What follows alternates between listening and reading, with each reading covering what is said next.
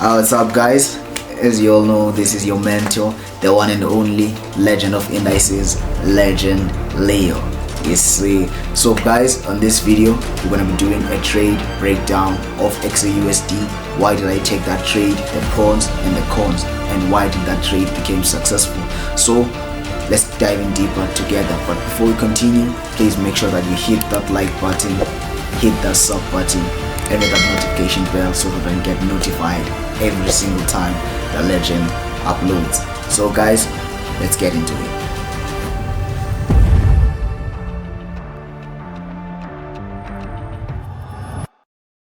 Successful, why did we hit our take profit? So first things first that we need to do, is you always know that we do it every single time, as that we do for, let's go to a higher time frame, for example an hourly time frame. Why did this trade happen on an hourly time frame? Right, this is exactly what I'm going to break down. So first of all, just look at the trade. Before you can just say that Legend Leo, what you did, you just like did this and then now pretending like this trade was a success. No, I want to share it to you back on my Discord group. I'm going to actually share to you on my Discord group. Let me just go edit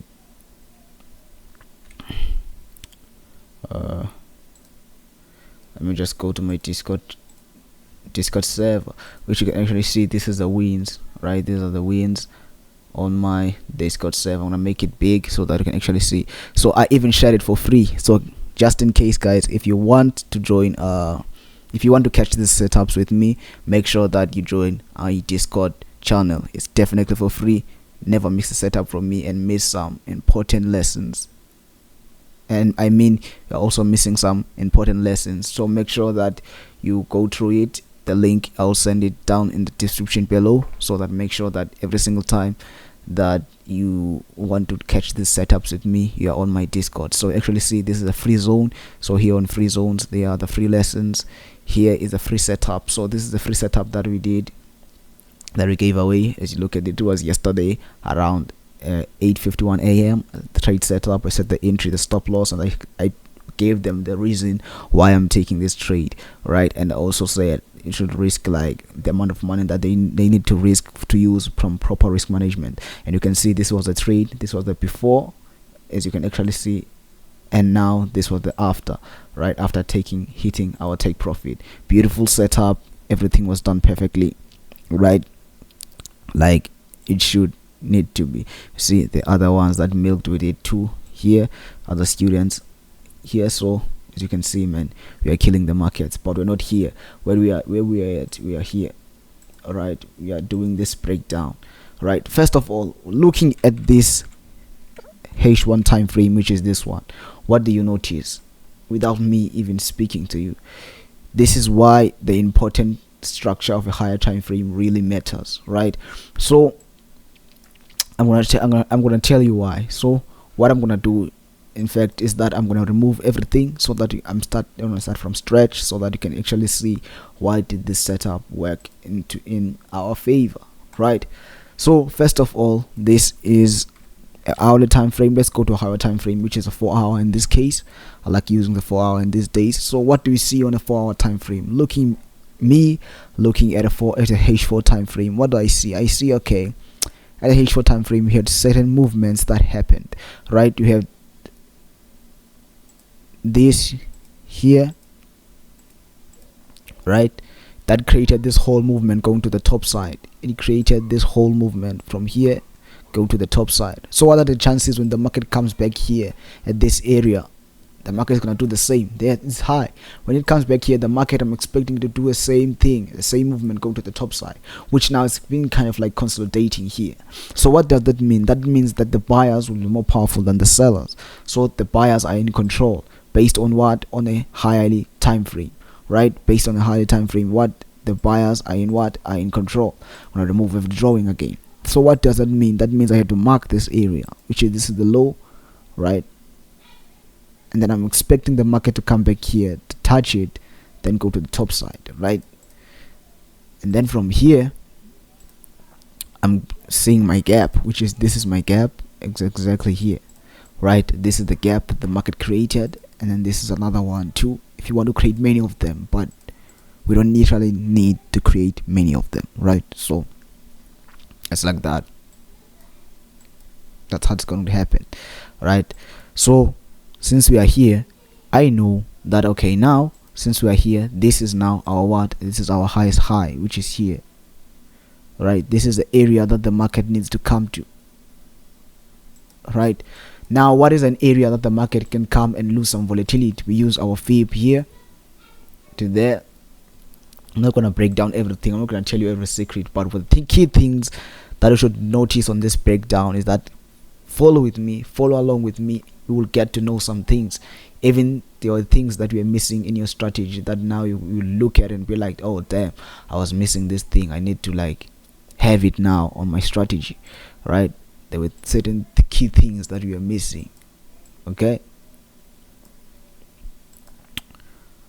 right? So I know that the market will use volatility here, so I'm gonna make this dotted lines and I'm gonna change its color so that I know that when I reach here, I'll be no longer interested in continuing with the buys with the market, right? Simple like that. Okay, so now I'm gonna need to mark more areas, which I'm gonna make it white again, like this. The areas where the market could touch, the market could reverse, which is this area here, right? It's a very sensitive area, right? That's the area where the market could touch, the market could reverse. And then another one is here. All right, I'm gonna mark another one here, right? We're just marking right now our sensitive areas. It's very key, very important. All right, so that's it for now. We're gonna just leave it there, right? We're gonna just leave it there. Now let's dive in deeper. This is a 4-hour time frame, right? Let's dive. We know that the overall movement is biased. Now how do we get our entry, right? So the market went up and then it came back, right? So when I looked at it, most people will be thinking that we are still selling. Why? Because of these. They'll be like, no man, we are at an upward trend, right? That we broke, you know, all of the lot of stories. There's this upward trend that we broke. That means now we are going down. But you don't understand the overall structure of the market. You're just looking at the lower time frame without understanding the overall movement. So when this was happening, I was like, okay, I should wait for my opportunity. How do I wait for my opportunity, right? So let's go to H1 time frame. Now we are looking forward for entries. Now we're looking forward for entries. So what did I first notice? All right, I'm going to tell you exactly what did I first notice.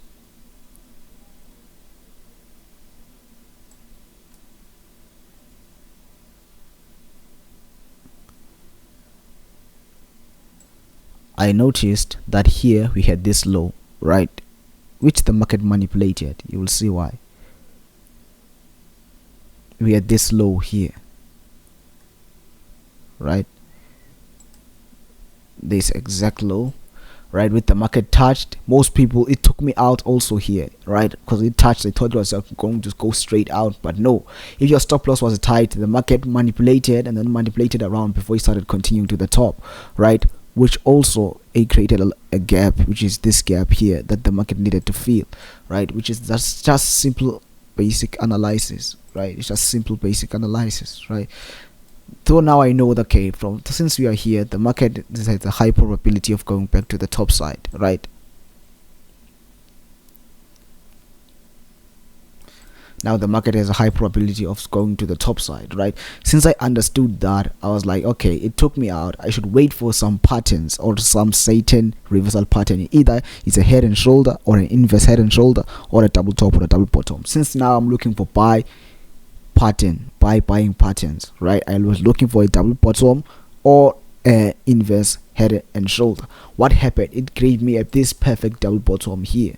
So I was just like, okay, since the market, it gave me this perfect double bottom, which is here, right? This is the perfect double bottom that the market created for me, right there, right? And it created also a neckline, which we did here. This was a neckline break. The market retested the neckline to push to the top side. Right now I need to mark the areas here that the market could touch and the market could reverse, right? Which are simply these areas, right? Are simply these areas. And also this area too is a sensitive area. If you can realize from here, I mean, what am I doing now?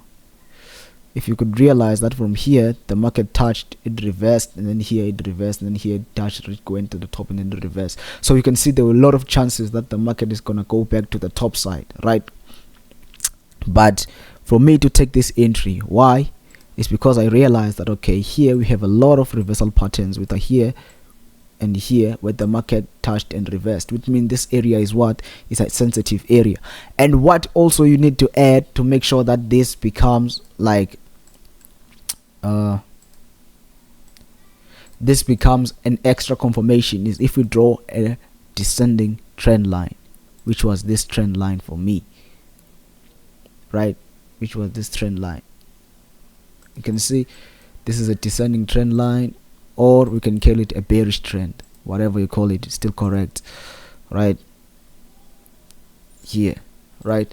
What does this indicates to me? It indicates that okay, we broke it too. That means now we are no longer in sales in the lowest time frame. Now the buyers are really in control, right? So since I understand that, what else happened is that okay, I realized I need to have an entry somewhere around this area, right? At the neckline, somewhere around here at the neckline. So how can that happen? All right, so I realized that okay, I need to form this is a low that I could look at, which is this one. Now let's dive in deeper to a 15-minute time frame to really see how did I get this entry. So since realizing that this is the resistance that I currently have right on the market, right, and then this is the low that I have, I'm gonna just remove this blue line so that it doesn't like make you not see this thing properly. So since using this strategy, I realized okay, this is the low that the market created this movement to the top side. So the high probabilities, you see, from here the market created this movement, so the chances are high that the market touches here, it's gonna go back to the top side exactly the same way, right? It's exactly the same, right? So what happened after that? What happened is really simple. It's really simple. I need to remove this, guys. I'll be right back. Right click my lighting, looks like it's going down a little bit. Yeah, I think now you can see me properly, but let's continue with it, right? So since I said that, right, that's what I'm saying, I realized also okay, I'm gonna remove this now since we no longer need them. We're just a demonstration, right? With my strategy, you need to have an overall structure. What the overall structure of the market says, you need to have like the higher time frame indication. Are we bullish or are we bearish? If we are bullish, we are only taking buys on the current moment, on current market. That means you are following the market. We do not trade against the market. You're just following the trend where the money is going, right? After looking at that, I go to its lowest time frame and then I look at the same things that happened on a higher time frame, but now in a lower time frame for what I'm looking forward to. And I never enter a trade without a confirmation signal, or what we call an entry signal, which for me, my entry signal is very simple. It's either a bullish engulfing candle or a bearish engulfing candle on a 15-minute time frame, 30-minute time frame, and a H1 time frame, right? So here I realized that this gap that the market created, okay, which was beautiful, and then there's another gap here that the market created, right, which was also beautiful, and the market touched here. What I was waiting for was just waiting for a bullish engulfing candle to happen so that we entered the markets, right, which was exactly what happened here. It was around at 9 here. It was around at, yeah, it was around at 9,